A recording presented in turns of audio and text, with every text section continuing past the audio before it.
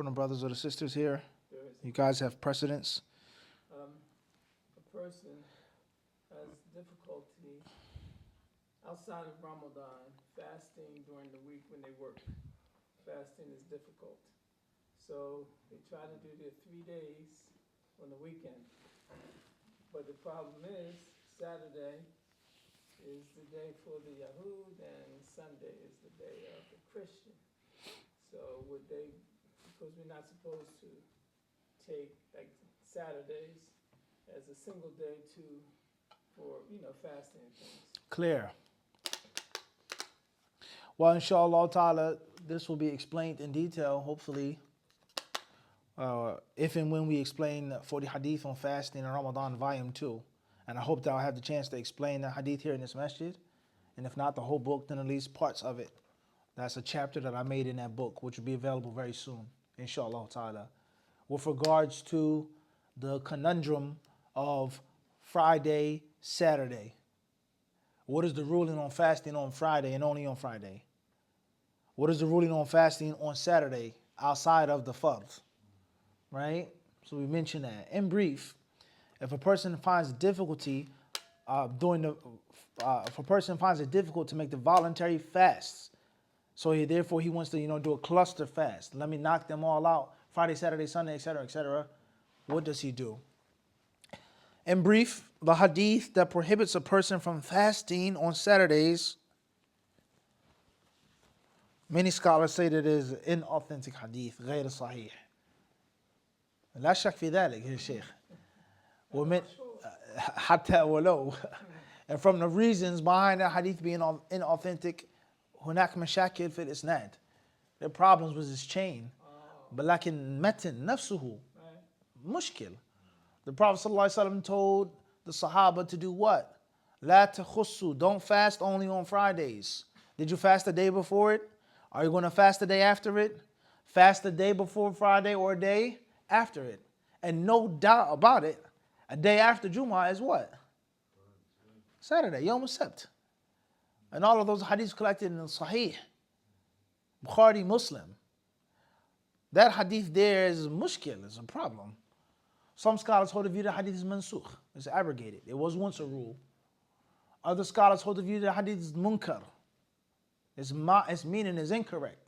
It doesn't agree with the clear, authentic text. Fast of Dawood, every other day, 3 days from every month. What happens if one of the white nights is on a Saturday? And the hadith clearly says, لا تسوموا يوم السبت إلا فيما افترض عليكم. Never fast on Saturdays except for the fard. That's clear text. And if one of you, the hadith states, he can't find anything to eat except for the bark of a tree or the leaf of the skin of a grape, then chew on it. That's clear that you cannot fast on Saturdays, period. So these are some of the reasons why many scholars hold the view that hadith, the Prophet ﷺ never said those words. And then there are other scholars who hold the view, rather, the hadith is fair, it's acceptable, and it has a specific interpretation and understanding. So the different views of the scholars of Islam regarding that hadith, its authenticity or lack, and how does it mean. Me personally, that hadith is not sahih. And it's lawful to fast on Saturday outside of the fard. Even by itself. La shak fi dalik. Whether it is every other day, another, a vow, and obviously a person is not going to go after that day because it's a day, that's special to the Yahud. But let's say today I just want to volunteer, I want to fast. وهكذا. والله تعالى. That's in brief طبعا باختصار يعني. ولا الكلام يطول. Inshallah, I'll show you some what the ulama say regarding this. بإذن الله تعالى. والله أعلم. Khairan, inshallah. Any other questions from the brothers here? All right. See if we have something online. Is it time for the adhan?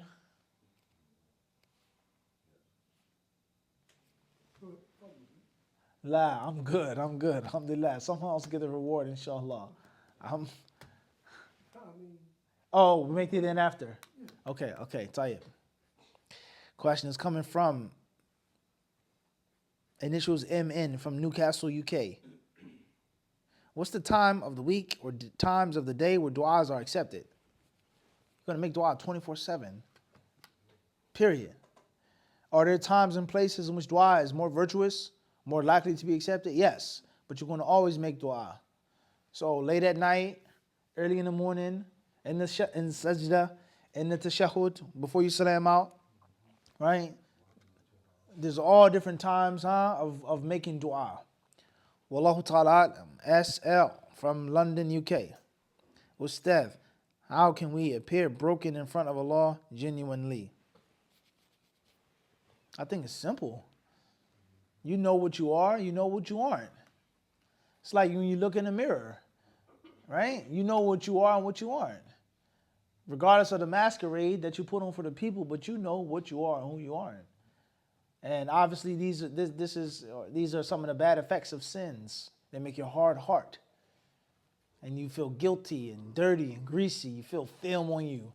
I can't stand in front of Allah. Right? Just think about that. Wallahu ta'ala alam.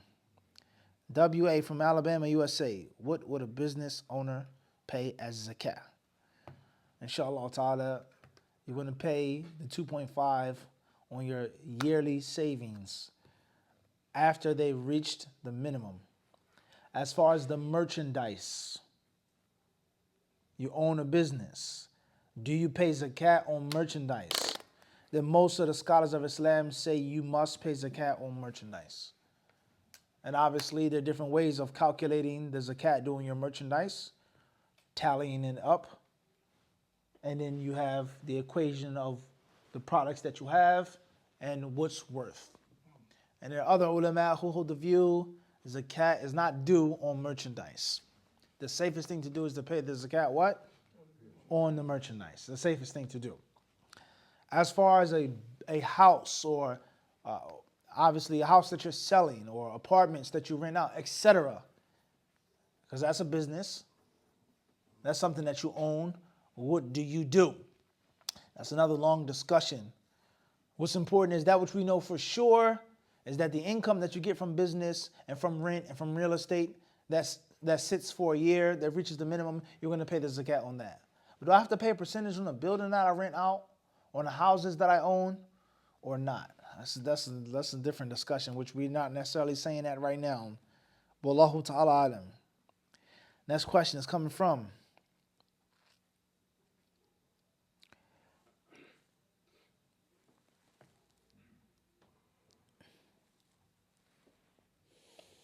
HK from Orange County. I know a 12er Shiite who you can say is a above average practicing Shiite.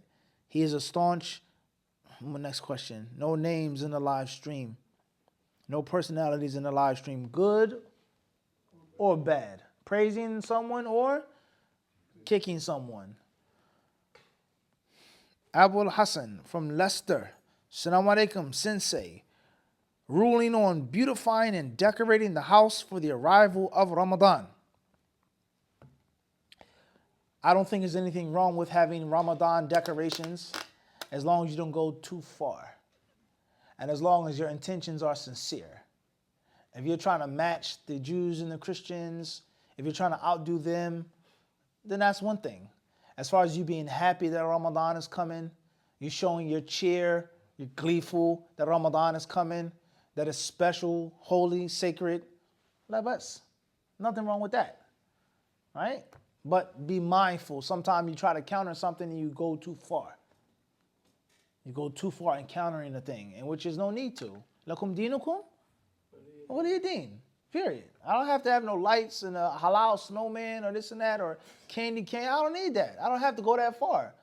But at the same time, there does have to be an alternative. Your children can't celebrate this. They can't go here. This is unlawful. This is haram. Eventually, they're going to say, well, what can we do? It's boring. It's no fun. When do we have a holiday? So balance, right? Moderation. Wallahu ta'ala alam. Next question is coming from AAS, Toronto, Canada. Sheikh, how should one approach this Ramadan? What mindset should one have? Barakallah feek. Wa feekum barakallah. I would say, and Allah knows best, this may be your last Ramadan. It's no guarantee that you'll live again and see another Ramadan. Take advantage of it. Wallahu ta'ala alam. And obviously, with regards to the prayer, those who say pray as if it's your last prayer. Pray as if it's your last prayer. Does a hadith state that? Is there a hadith that says that? Pray as this is your last prayer? Or does the hadith state, Salli salata muwaddi'? Pray of one giving farewell tidings. There's no guarantee that it's my very last prayer. If the hadith is even authentic, but does it even say pray as if it's your last prayer? Let alone should the imam turn around and tell the people pray as if it's your last prayer. Is that from the sunnah? Did the Prophet ﷺ do that and teach that? But for argument's sake, the concept of give this salat your what? Because it could be. So that hungry mentality. Wallahu ta'ala alam. Next question is coming from AL from New York, New York. If a wife works to provide and husband is not currently working, what are the duties that are still expected of her? Well, in general, if it's something temporary, that's one thing. As far as if it's a systematic, I'm the breadwinner, I pay the bills, I buy the clothes that you wear, then that's a different story. So I'm out of work right now, business is a little slow, I got injured, it's a pandemic, I'm going through some things. I'll tell you, she's still a wife. Versus I just don't work because I'm sitting in the mosque or I'm at the gym or whatever. I'm just, not working. And you take care of everything. Rent, mortgage, bills, shoes, socks. You buy my underwear, smell goods, shampoo, body wash, everything. Snacks, right? Shake, apple sweet tooth, right? Everything is from the food to the sweets. Go to the shake. She's buying everything. And then you expect her, obey me, ask my permission, give me my rights, come to my bed. Don't, how's that going to work, right? It's just not going to work, right? So I think there's a difference. And of course, if you're a wife, but I mean, this may be an oversimplification of things. Some women, they demand that they work. And they'll tell you, listen, I work. Please don't stop me from working. Sister may say, I have two conditions. 1 or 3. When you get married, no second wife.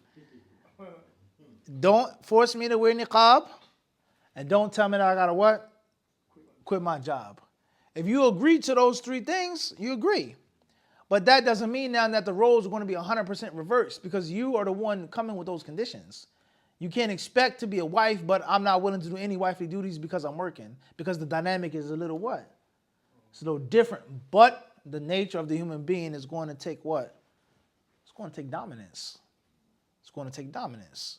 All right? And these are some of the wisdoms why the man is supposed to work. As far as the joint finances, shared finances, the woman works. The woman has, better riba than you do, right?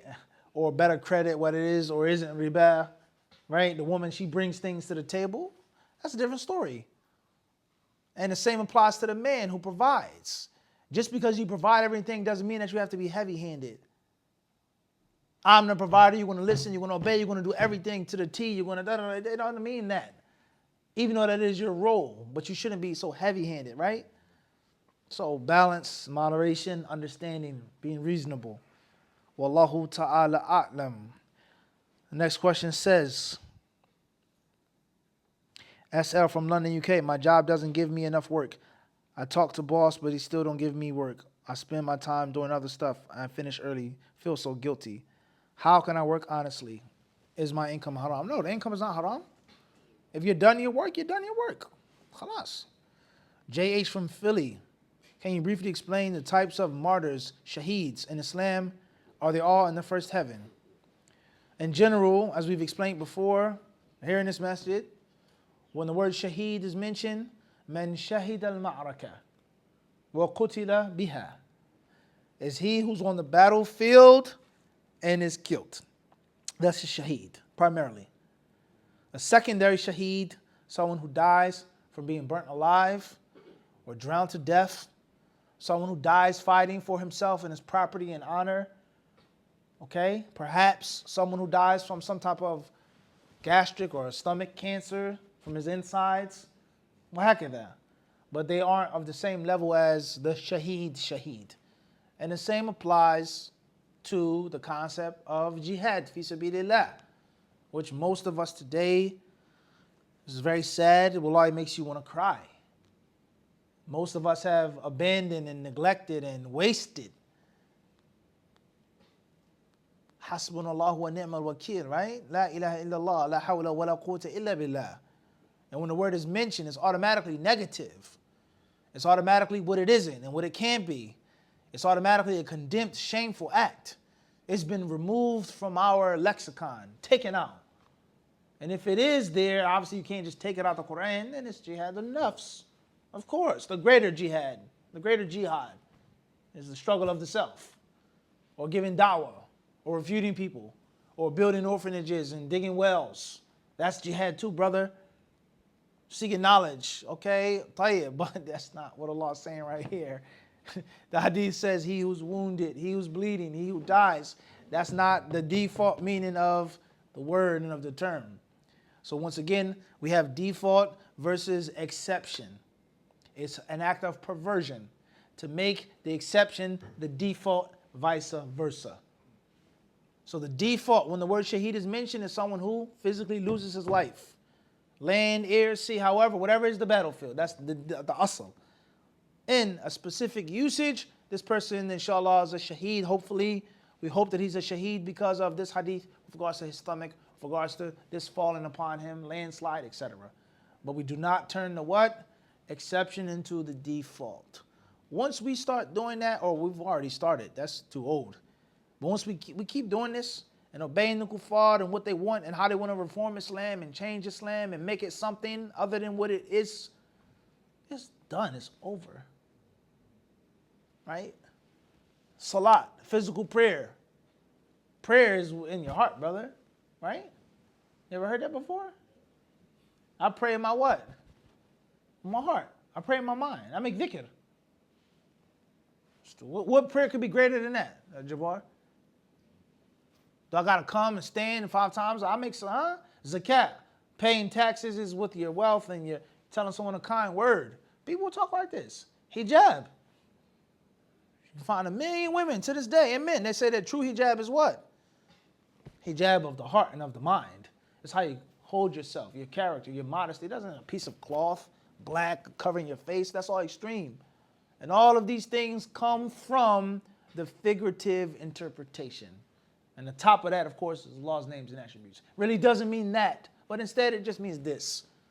It really isn't literal, but in actuality, it really means that. Once you open up that, it just what? Trickles down. And nothing is literal anymore. Heaven and hell are only what?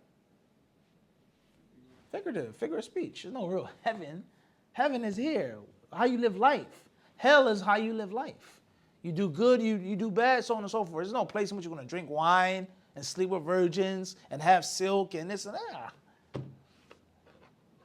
Nothing is sacred anymore. So it's dangerous. So the shaheed by default is shaheed. And those other shaheeds are secondary what? Shaheeds. And Allah knows best. Next question is coming from AA from London. Assalamu alaikum, Ustadh. Is it from correct adab to ask your teacher to read to him and tell him about the dispraise of not giving zakah of their ilm, even if they generally do? It depends on the relationship you have with your teacher. Going back and forth with your teacher, we explained that in HadithDisciple on Seeking Knowledge, Volume 2. Go back to the explanation. Some teachers you have a relationship with, you can take, a jab or two. Other teachers, you don't have that relationship, that's inappropriate. Wallahu alam. If his sheikh is stingy with his knowledge, that's his sin. Versus he may not be stingy, but I don't want you to read to me. You're unworthy to read to me. I don't got to be stingy with my knowledge because I don't want you to read to me. It depends. Wallahu alam. MK, UK, London. A brother had a child outside of wedlock with a non-Muslim. He repented and fell into the same sin again. Shortly after she accepted Islam, they married at the beginning of her pregnancy.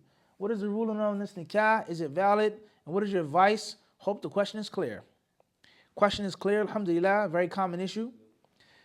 If you marry a woman that you made zina with, while she's pregnant with your child, then inshallah ta'ala, the child is your child. Inshallah, the child will be a legitimate child. Bi-idhnillah. All the scholars of Islam don't say that. Some say that the child is a child of zina, and you cannot marry her until she gives birth and goes through an iddah period after postnatal bleeding. But that's unnecessary.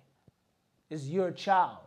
There are no other men fighting over whose child, who's the gardener, who sowed this earth, his water or someone else's hose. It's my child. This is my girlfriend. We've been together all this time, but it's zina. It's haram. That's my baby, right? So there's no point her waiting another 6-7 months, and then another 30-40 days, and then another iddah 3. There's no point in that. Make tawbah, you marry her. All right? Of course, the danger of zina, Allahumma musta'an. What's important is look forward to the future, think positive, and as they say, positive energy always corrects what? Errors. Peace. Huh? You're slipping, akhi, on your lessons. A little rusty, akhi. Back in we even got that some years ago, right? You need some henna shake. Subhanallah. I got some, inshallah. Some authentic stuff from the motherland, huh? Just lining you up real sharp, huh? Tahib. AL from New York, New York. Would you advise a man who has egotistical issues towards his wife and child to do? Well, I mean, ego isn't always bad. People, they just throw these terms out of there, ego. Sometimes ego is good. Sometimes ego is having some pride. It's being enthused to do something. It's feeling a sense of shame. So being egotistical isn't absolutely bad. Too much of an ego, too big of an ego, that's a different story. Tone it down a little bit. Be a little humble. Don't puff yourself up. Don't toot your own horn. You're really not built like that. And if you are, then trust me, there's someone who's what? Inshallah. Some of the brothers, they may not want to accept that reality in the masjid, but it is. What's important is balance and moderation. A man, in my humble opinion, and a woman. I feel, I could be wrong, you may disagree, that's fine. There has to be some type of ego. Some type, Yeah, not too much though, right? This is my house, right? Put your foot down, what? Sometimes. A woman says, this is my house to the husband. You're not doing this. It's my son. Sometimes, right? It depends on the situation, but not too much, right? Not too much. Wallahu alam. And of course, Islam is against a person being an egomaniac. Allah protect us from that, starting with myself, all of us.